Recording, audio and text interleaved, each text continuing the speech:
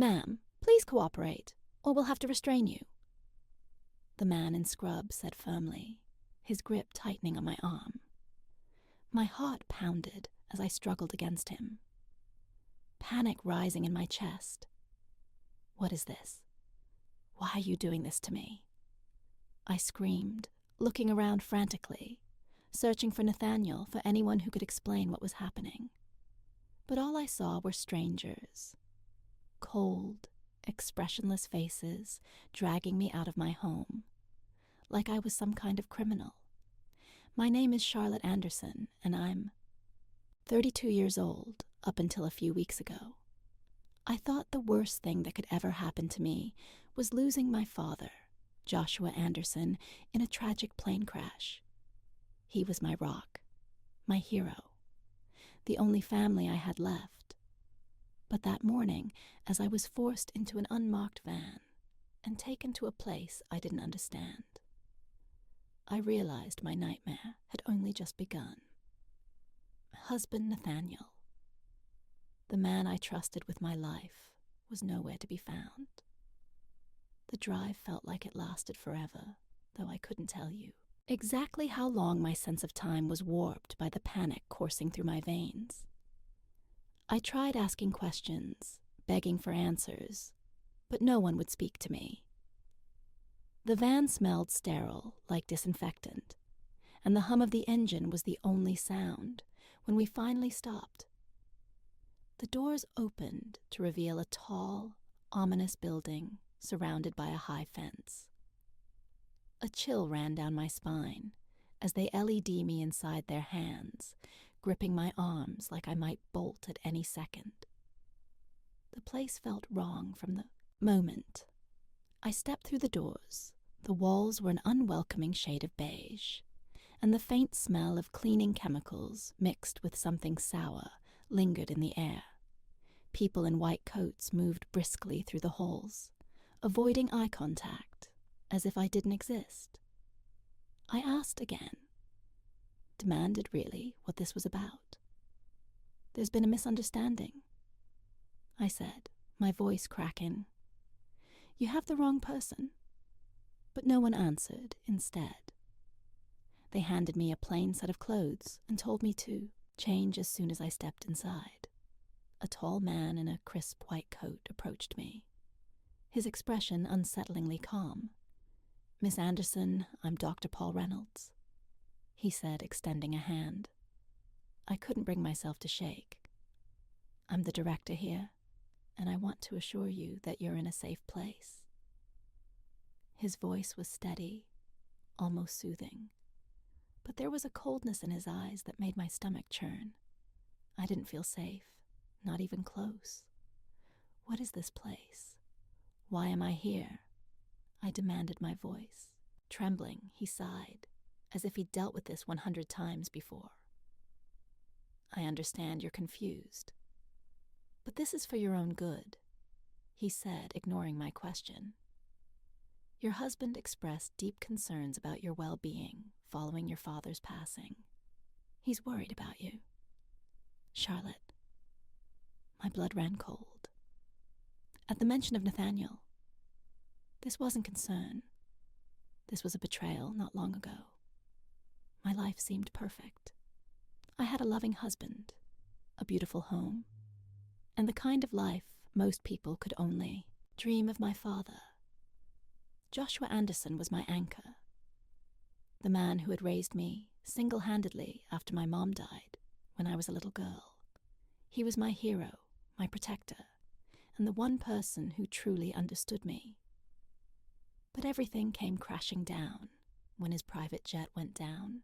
Without warning, one phone call was all it took to shatter my world. I remember the exact moment I got the call. I was in the middle of organizing a fundraiser for one of my father's charities when my phone buzzed.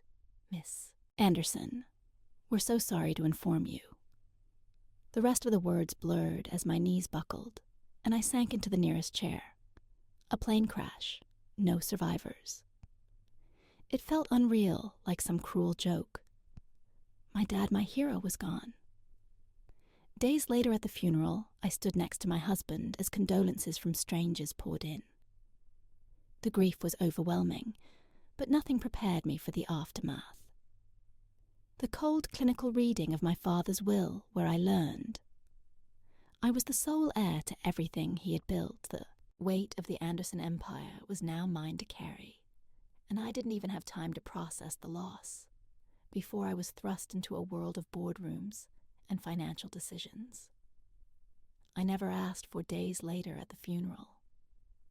I stood next to my husband, Nathaniel, and his mother, Martha, as condolences from strangers poured in. Martha gripped my hand tightly, her eyes brimming with what seemed like sympathy, but something about her touch felt off too firm. Too calculated, the grief was suffocating, a haze that dulled everything around me.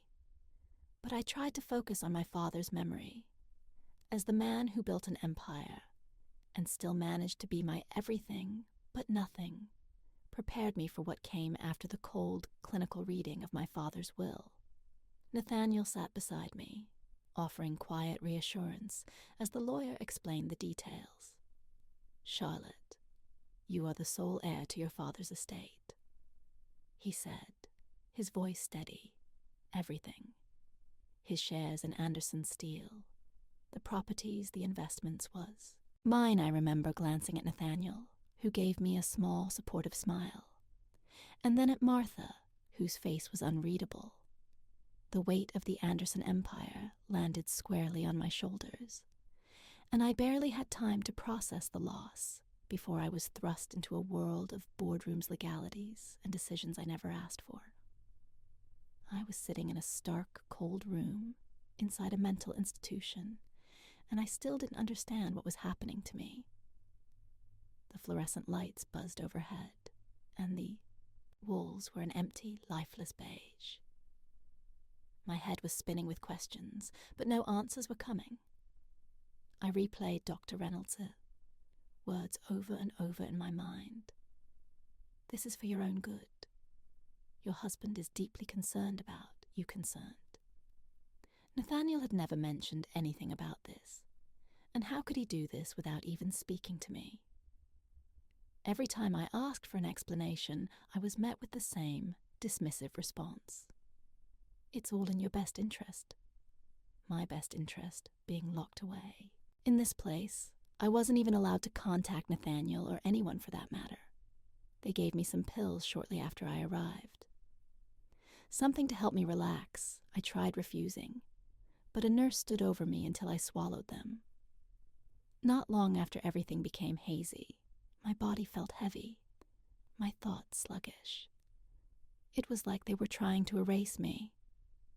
One pill at a time. When I woke up, the first thing I noticed was the silence.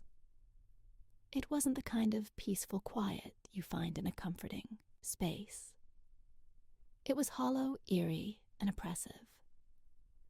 I opened my eyes to see a stark white room, with nothing but a narrow bed and a steel chair in the corner. The walls were completely bare, the kind of blankness that felt intentionally dehumanizing for a moment. I thought I might be dreaming, but the stiffness in my body told me otherwise. My head throbbed, and my mouth was dry, as if I hadn't had water in days. I tried to sit up, but my limbs felt weak, like I'd been asleep for hours, or maybe even days. The air smelled sterile, sharp with a faint chemical edge, and the faint hum of a distant machine was the only sound. Panic bubbled in my chest as I scanned the room for any sign of familiarity or explanation. There was nothing. No clock, no window, not even a mirror. Just the emptiness. I called out weakly, "Hello, is anyone there?" My voice cracked barely more than a whisper, and the only response was my own echo. The silence became unbearable. The more I sat there, the heavier the weight on my chest grew.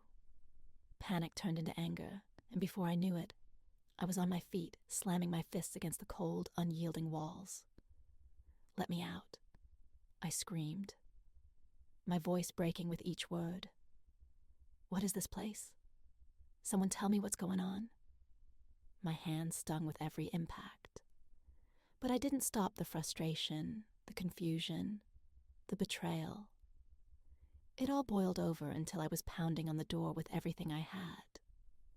I didn't even hear the door open behind me. A nurse appeared holding a syringe in one hand, her face blank, almost robotic. "Please calm down, Miss Anderson," she said, her voice devoid of emotion. I stumbled back, shaking my head. But before I could react, she grabbed my arm with surprising force and plunged the needle into it.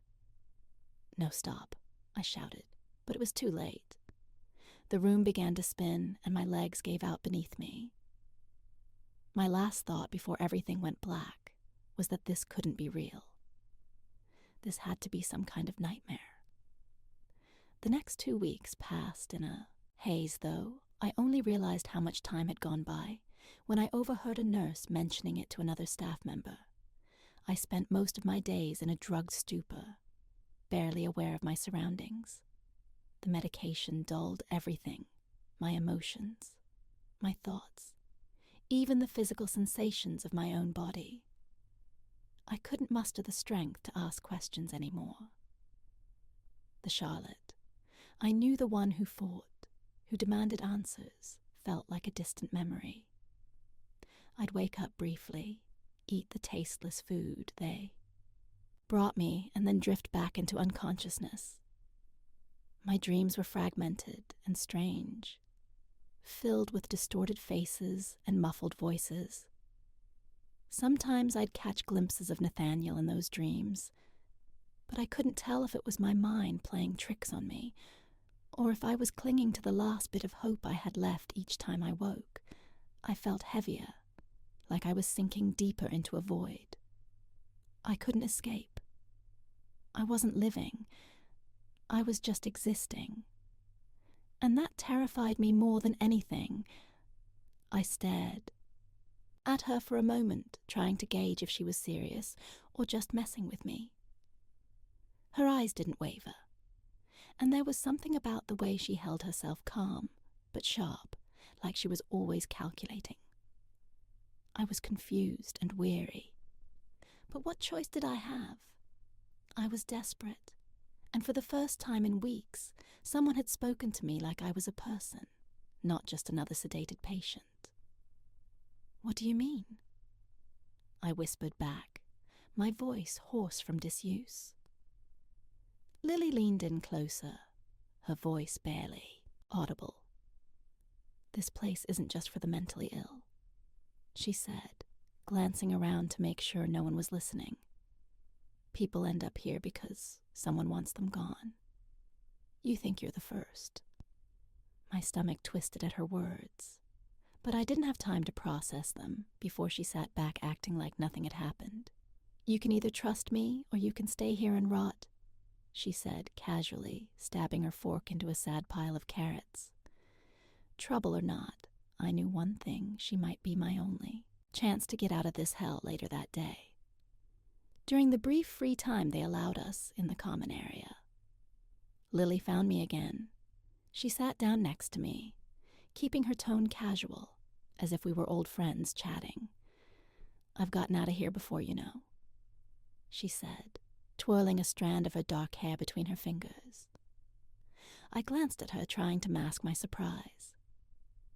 "You've escaped," I whispered, barely believing what I was hearing. She nodded a smirk, tugging at the corner of her mouth a few times. "It's not as hard as you think.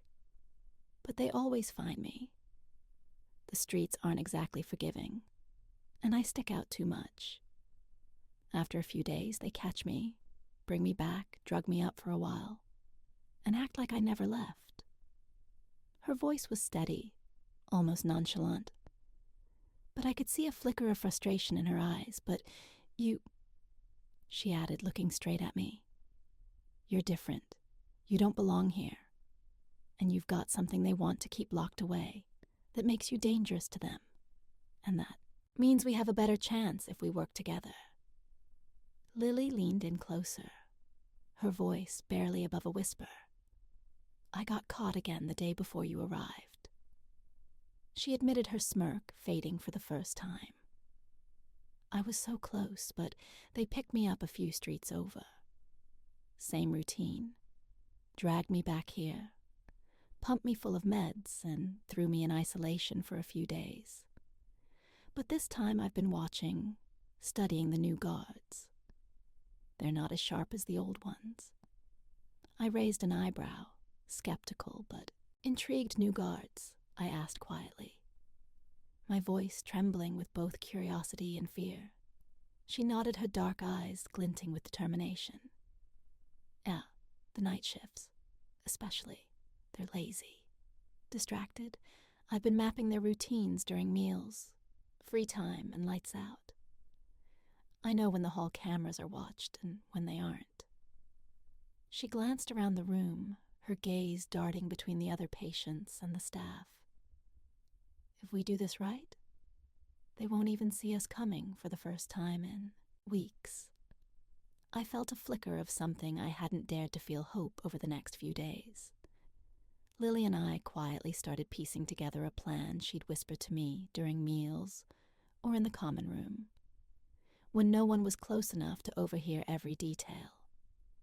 Mattered what time the night shift guards switched, which doors were left unlocked for staff convenience, and the quickest route to the outer gate timing is everything. Lily said one evening, her voice barely audible as she pretended to stir. Her bland soup. "If we get caught, it's game over. They'll double the meds, and we'll never get another chance." We decided on 2 nights from then, during the dead hours. When the staff was at its laziest, Lily would create a distraction near the nurses' station to pull their attention, while I slipped into the hallway with a stolen keycard she had managed to swipe during one of her earlier outings. Once the hall was clear, we'd meet at the back exit and slip out through a maintenance door she swore hadn't been locked in months. "It's risky," she said, her voice serious for the first time. "But it's the only shot we've got." I nodded, swallowing hard. Risky didn't even begin to cover it, but staying here wasn't an option. The night of the escape, my heart pounded so loudly I was sure it would give us away. Lily's timing was flawless. She managed to knock over a cart near the nurses' station, sending trays and equipment crashing to the floor. The noise echoed through the halls, drawing the attention of the guards like clockwork. I slipped out of the common room, clutching the stolen keycard so tightly it dug into my palm. My legs still felt weak from the medication, but adrenaline pushed me forward. Lily met me at the maintenance store, her face flushed but focused. We were halfway to the outer wall when the shout started. "Stop them, they're escaping." My chest tightened as I glanced back to see 2 guards sprinting toward us, flashlights cutting through the darkness. Panic surged through me, but Lily grabbed my arm and pointed ahead. "Go the walls just up there," she hissed. I didn't have time to think. I ran toward the towering barrier, every step burning, as if my legs might give out when I reached the wall. I clawed at the rough surface, forcing myself to climb, even though my arms felt like lead behind me. I heard Lily yell, "Keep going. Charlotte, don't stop." My heart sank as I looked back and saw her standing, firm, facing the guards. She grabbed a loose piece of wood from the ground and swung it wildly, buying me precious seconds. "Go," she screamed again. My breath caught as I reached the top of the wall, pulling myself over with every ounce of strength I had left. The last thing I saw before dropping to the other side was Lily, defiant to the end, as the guards closed in on her. I don't know how I managed to find the strength to climb that wall after so many days of being pumped full of heavy medication. My muscles ached. My head was spinning, and every movement felt like I was dragging my body through quicksand. But when you're fighting to survive, something primal kicks in. you find strength. You didn't know you had fueled by fear, desperation, and the sheer will to escape. My fingers clawed at the rough concrete, scraping and burning as I pulled myself up inch by inch. The sounds of Lily struggling with the guards echoed behind me. Her shouts urging me on my arms, screamed in protest. My legs felt like they might give out any second, but I didn't stop. I couldn't stop with one final heave. I threw myself over the top and tumbled to the ground on the other side. The impact jarring, but freeing. For the first time in weeks, I felt the cool night air on my skin. I was out, but my heart ached, knowing Lily had stayed behind to make it happen. The next 2 days were a blur of fear and exhaustion. I didn't have a plan, no idea where to go or who to trust. The streets were cold and unforgiving, and every noise, every car, horn, every passing stranger sent my heart racing. I kept to the shadows, ducking into alleys and abandoned buildings. Whenever I thought someone might be following me, I was terrified they'd find me, drag me back to that awful place, and lock me away for good. My body felt like it was running on fumes. The medication still lingered in my system, making me feel sluggish and disconnected. And the little food I found barely took the edge off the hunger gnawing at me. I barely slept, too afraid that someone would recognize me or report me to the authorities. The world outside was supposed to be freeing, but instead it felt like a cage of its own. My mind kept going back to Lily. Was she okay? Had she paid the price for helping me? The guilt was overwhelming, but I couldn't let it stop me. I had to keep moving after 2 days of hiding on the streets. I couldn't take it anymore. I needed help, and the only person I could think of was Jonathan Sachs. But I wasn't stupid. I couldn't just announce myself. I'd managed to collect enough spare change by holding out an old coffee cup on a busy corner, avoiding eye contact with everyone who passed humiliation aside. It was enough to get me to a payphone. I dialed the Anderson Steel main number, my fingers shaking as I pressed each button when the receptionist answered. Her tone was clipped and professional. "Good morning, Anderson Steel. How may I direct your call?" I hesitated for a second before lying through my teeth. "Hi, this is Anna Collins," I said, trying to sound composed. "I'm a former colleague of Jonathan Sachs, and I need to speak with him right away." There was a pause, and my heart raced as I imagined her questioning my story. But then she said, "One moment, please," and the line clicked to hold. I let out a shaky breath, clinging to the faint hope that he'd actually pick up when the line finally connected. I heard Jonathan's voice on the other end. It was steady and professional, just as I remembered from the few times I'd seen him with my father. "This is Jonathan Sachs," he said. I hesitated, gripping the phone so tightly. My knuckles turned white. "Jonathan?" I started, my voice trembling. "It's me, Charlotte." There was a long pause, and I could hear the faint rustling of papers in the background. "Charlotte." He finally said, his tone a mix of disbelief and caution. "Where are you?" Everyone thought I cut him off before he could finish. "I can't tell you where I am," I said, quickly, glancing over my shoulder as if someone might be watching. "But I need your help. I've been locked away in a mental institution. Jonathan, they drugged me.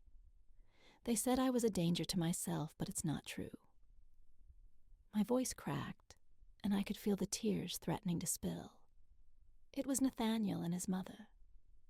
They did this to me when the line clicked, and I heard Jonathan's voice steady and professional. I took a deep breath to steady myself. "Jonathan?" I said quietly, glancing around to make sure no one was nearby. "It's me, Charlotte." There was a pause, and I could almost hear his confusion. Charlotte, where have you been? Everyone thought I cut him off my voice. Sharper than I intended, I can't explain over the phone. I need you to meet me alone. He hesitated, and I could hear the doubt creeping into his tone. Charlotte, are you okay? What's going on? I pushed through the knot in my throat. Please, Jonathan, just meet me and you have to swear. Swear to me you won't tell Nathaniel or Martha. Another pause longer. This time before, he finally said, All right, where do you want to meet Jonathan? Arrived at the park, just as the sun was beginning to set, casting long shadows across the empty benches. I stayed hidden near a tree, watching him from a distance for a moment, to make sure he was alone. When I finally stepped out, his face went pale. Charlotte, he said, his voice low, almost disbelieving. You look odd. What's happened to you? I motioned for him to sit, too drained to respond right away. We settled on a bench far from the main path, the distant sounds of children playing, barely registering in my ears. They took everything from me. I began my voice trembling as I tried to keep my composure. Nathaniel and Martha. They're behind all of this after my father died. They had me declared mentally unstable and had me locked in a facility. I've been drugged and trapped for weeks. I swallowed hard, fighting back tears. And you know, the worst part, they've disappeared. Not a word. Not a visit. Not even a trace. They threw me away, like I was nothing. Jonathan, nothing. Jonathan leaned forward, his elbows resting on his knees, as he tried to process everything. I just told him, why would they do this to you? He asked, his voice a mix of disbelief and anger. I mean, Nathaniel. He loved you, didn't? He and Martha. Why would she go to such extremes? I shook my head, my hands gripping the edge of the bench so tightly my knuckles turned white. That's what I need to find out.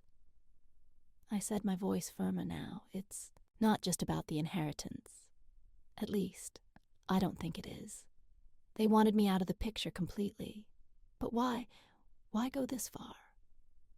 I looked at him, hoping he'd understand the urgency in my eyes. I need your help. Jonathan, you are close to my father, and you know the business better than anyone. If anyone can help me figure this out, it's you. Jonathan sat back, letting out a slow breath, as he processed what I'd told him. Then, without hesitation, he nodded. All right, he said, his voice steady. I believe you, Charlotte. And if what you're saying is true, we can't waste any time. You need a safe place somewhere. No one will think to look for you. He glanced around the park, scanning for any signs of prying eyes. I have a small property outside the city. Nothing fancy, just a quiet place I use when I need to get away. You can stay there while we figure this out. Relief washed over me, though it was mixed with exhaustion. I followed him to his car, keeping my head down as we left. The park, the drive was quiet. Jonathan glancing at me every now and then, concern etched into his face. When we arrived, the property was exactly as he described, small, simple, and tucked away from prying eyes. It's not much, he said as he opened the door and helped me inside. But it's safe. I'll bring you food, clothes, whatever you need. I nodded too, drained to say much more, but his kindness felt like the first ray of hope I'd had in weeks. The next morning I woke up feeling slightly better for the first time in what felt like forever. I wasn't looking over my shoulder or hiding in the shadows. The small room Jonathan had prepared was modest, but warm.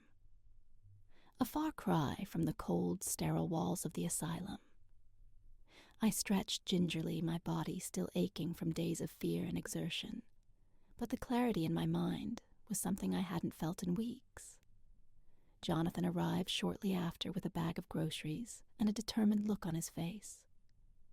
"I've been thinking about everything you told me," he began, as he set the bag down on the kitchen counter. "I contacted someone, an old friend who works as a private investigator. I told him what little I know, and he's agreed to help. We need to figure out exactly what Nathaniel and Martha did, who they worked with, and why his voice was steady, but I could see the worry in his eyes. This isn't going to be easy, Charlotte. But if they've left a trail, we'll find it for the first time in weeks." I felt a spark of hope. Someone was finally on my side, and I wasn't going to let Nathaniel and Martha win. A week later, the door creaked open, and Jonathan stepped inside. His face grim, but focused behind him, followed a man who looked like he belonged on the cover of a detective novel. Tall, sharp-eyed, with an air of quiet authority.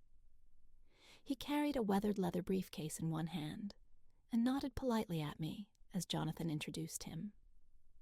"Charlotte, this is David Harper. He's the private investigator. I hired David." "This is..." Charlotte. David set his briefcase on the small kitchen table and opened it with practiced precision. "Miss Anderson, I've spent the last week piecing together what happened to you." He began pulling out a thick stack of documents, photos, and handwritten notes. "It's worse than we initially thought, and frankly, it's astonishing how far they went to cover their tracks." He laid out the first set of papers, official-looking forms with signatures and seals. "This," he said, pointing to a medical report, "is a fraudulent psychiatric evaluation. Nathaniel and Martha hired a psychiatrist, Dr. Evelyn Marks, to fabricate this report. It states that you were a danger to yourself following your father's death, and that you needed immediate psychiatric intervention." I stared at the document, my stomach turning. But how could they make that stick? I was fine grieving, but fine. David nodded grimly. "They knew grief alone wouldn't hold up, so they exaggerated your behavior. Claims of paranoia, erratic mood swings, even self-harm, none of which were corroborated. That report was the foundation for what came next." He slid another paper forward. "This is the expedited court order signed by Judge Leonard Grayson, a name that appears on several questionable cases I've investigated before he was bribed. To fast-track the order, bypassing the usual scrutiny." Jonathan leaned against the wall, his arms crossed his face. Growing darker with every word, David continued pulling out another set of documents. "Once the court order was signed, it was sent directly to the facility where you were admitted.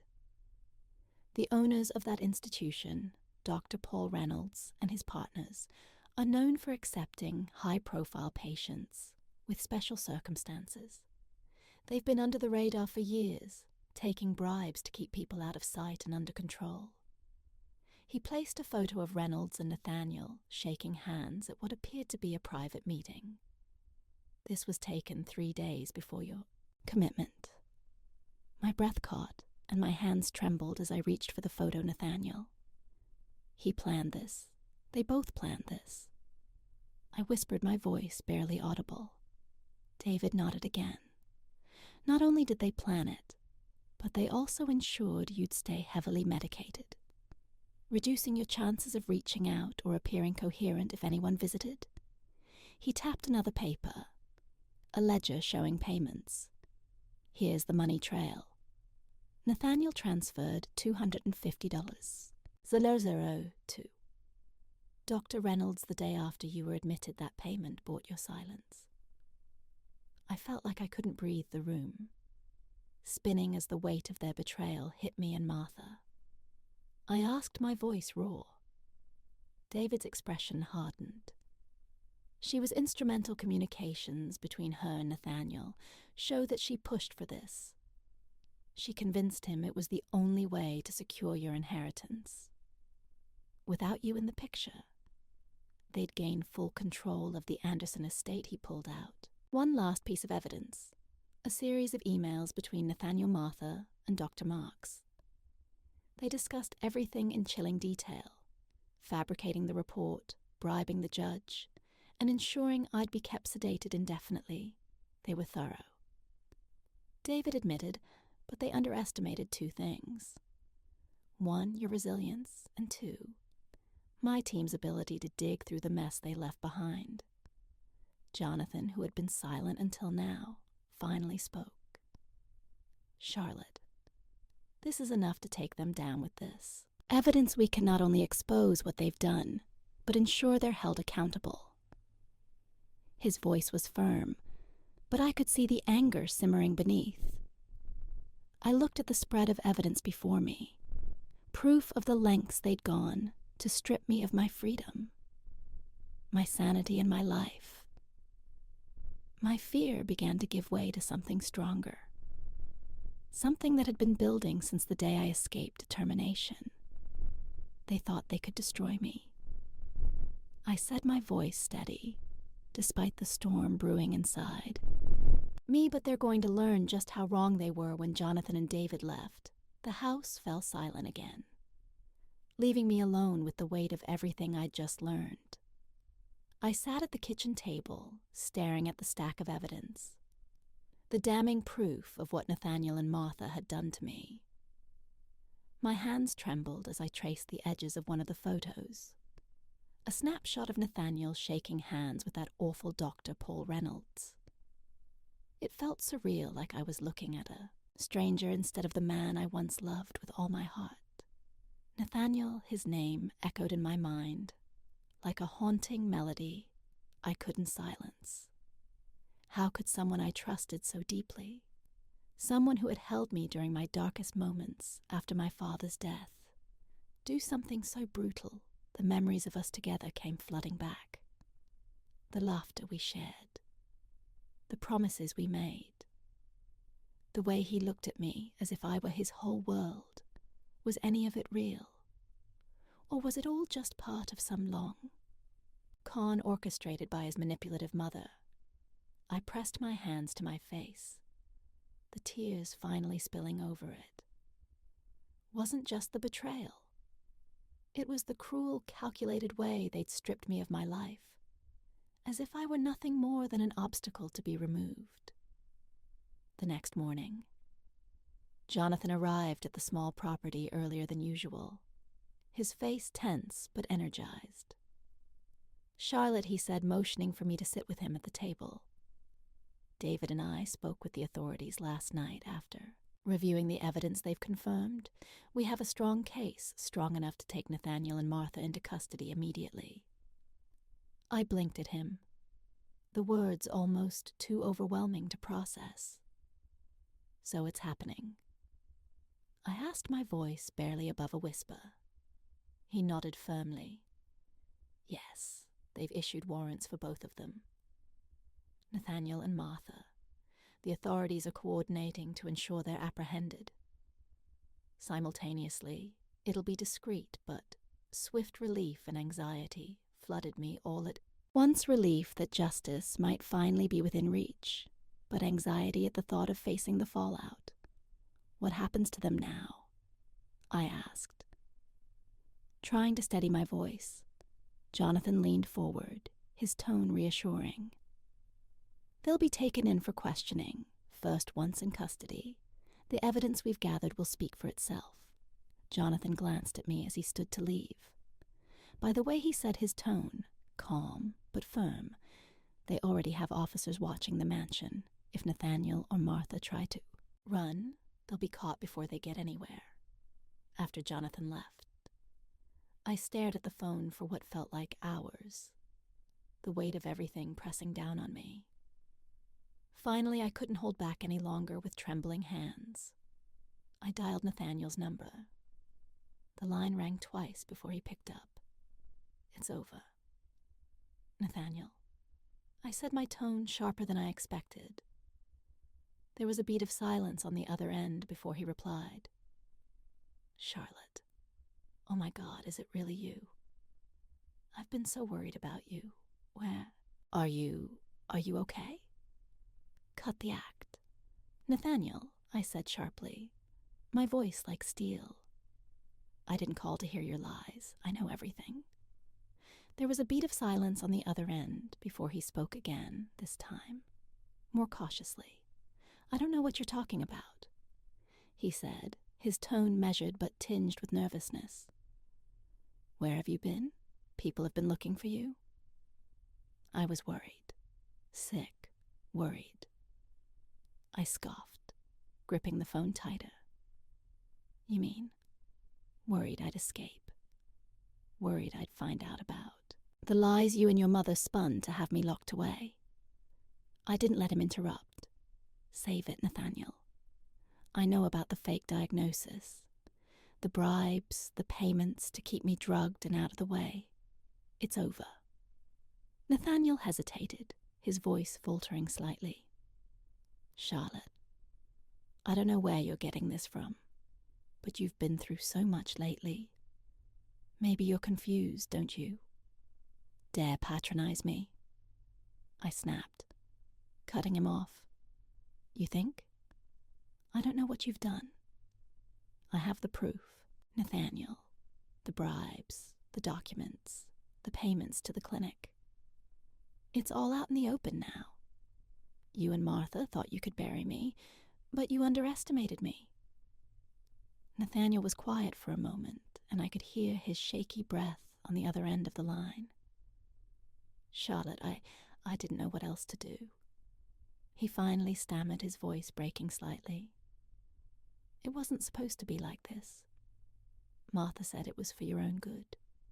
She said you were spiraling after your father died. Thought we were helping you, helping me, I said, my voice rising with disbelief. Do you even hear yourself, Nathaniel? You drugged me, locked me away, and stripped me of my life. You didn't help me. You tried to erase me. I didn't want to erase you. He snapped, suddenly the facade cracking. I didn't want to lose everything. Martha said if you were declared unfit, we could take control of the estate until you recovered. I thought it was temporary. I thought you thought I'd... What, thank you, for ruining my life. I interrupted my fury, bubbling over. Be honest, Nathaniel. You never intended to give anything back. This wasn't about helping me. This was about greed. Admit it, no. He shouted, his voice desperate. Now I loved you, Charlotte. I still do. I swear to God, I never wanted to hurt you. Martha, she made it sound like the only way she kept pushing and pushing. And I was weak, okay? I listened to her because I thought it was what I had to do. Stop hiding behind her. I yelled, my chest heaving with anger. You signed those papers. Nathaniel, you made the payments. You stood by while they drugged me and let me rot in that place. Don't you dare try to make this about her. Take responsibility for once in your life. I didn't know it would get that bad. He shouted back, his voice breaking completely. I thought it would be easy, that you'd be out of the way for a little while, and then we could figure it out later. I didn't know they'd keep you drugged like that. Didn't know you. His voice trailed off, the weight of his guilt sinking in. You didn't know, I said bitterly, my tone dripping with contempt. You didn't want to know.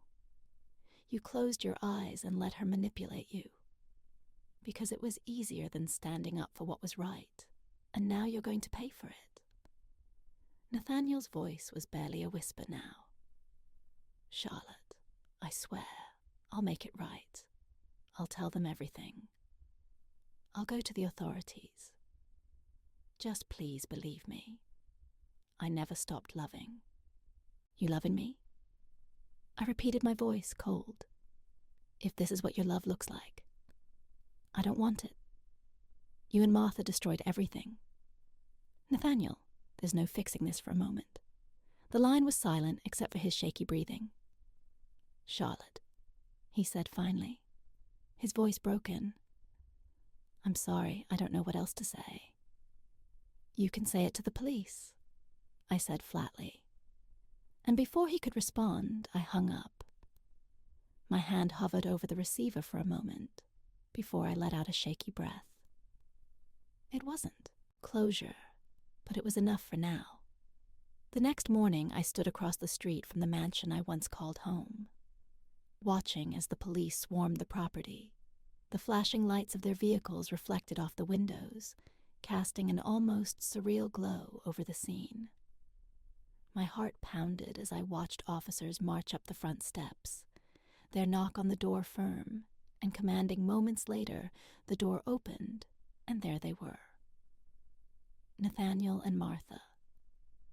Nathaniel's face was pale, his usual composure completely shattered as the officers cuffed his hands behind his back. He looked around wildly, his eyes searching the crowd that had gathered when his gaze landed on me. His entire body tensed. Charlotte. He shouted, his voice cracking with desperation. Charlotte, please let me explain. He tried to step toward me, but the officers restrained him, pulling him back. I didn't move. I didn't blink. I just stared at him, my face a mask of cold indifference. I wouldn't give him the satisfaction of a reaction, not anymore. His pleas grew more frantic as the officers led him toward one of the waiting cars. Charlotte, I love you. Please don't do this. His voice faded as they forced him into the back seat. Martha, on the other hand, was the picture of defiance. She held her head high, her expression unreadable as they cuffed her hands. She didn't say a word, didn't even glance in my direction. Her pride was unshakable. Even now it didn't matter. Her silence spoke volumes, and her arrogance would crumble soon enough as the police cars pulled away, taking them to face the consequences of their actions. I felt a strange mix of emotions: relief, anger, sadness, and something else I couldn't quite name. I turned and walked away, not looking back. They had tried to erase me, to destroy everything I was. But they hadn't won. I was still standing, and finally I felt like I could breathe again. Hey, there, did you like the story? If you did, don't forget to hit the like button and subscribe to the channel. It helps us a lot. And make sure you won't miss out on more great stories we share here. Thank you for watching, and we'll see you in the next one.